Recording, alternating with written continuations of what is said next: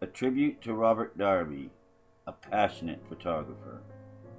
Robert Bob Darby, a native of San Diego, California, spent several summer vacations with relatives in southern Colorado. He came to love that part of the country, and although he lived in Maine as an adult, the Southwest beckoned him home time and time again. That was his favorite place in the world, and he was fortunate that his wife Anne and his children, Connie and John, believed in him and encouraged him to pursue his passion by making occasional journeys out there to do what he loved most: large format landscape photography. Oh, and he had a day job as an architect and an architectural photographer.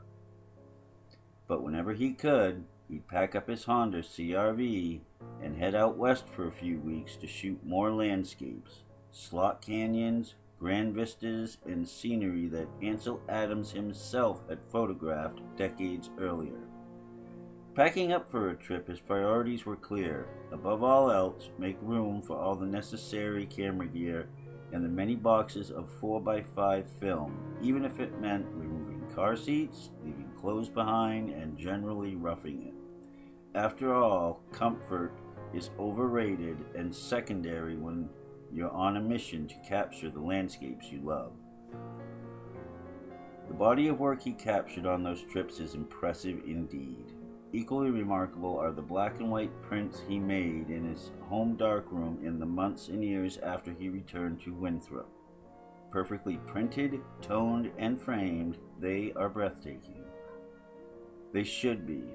Bob studied photography with John Sexton, an associate of Ansel Adams, then continued to refine his darkroom skills by toiling countless hours on negatives, eventually finding exactly the right way to print each one. He always said that they talked to him. All he had to do was listen. Despite his expertise in the traditional film techniques, he enthusiastically embraced digital photography when that became available, using his Mac and Photoshop as an extension of his darkroom work.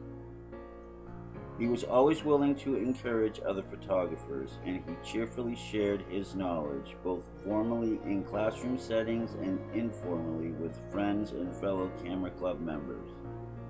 He was a go-to resource for many photography questions. A charter member of the Maine Photography Show Committee, Bob worked tirelessly to make the annual shows a success. He designed the exhibition catalogs, helped to hang the show, and contributed many useful ideas over the years. After a short illness, sadly, he passed away in April 2015. The MPS committee is proud to honor him by exhibiting several of his photographs here. You will be missed.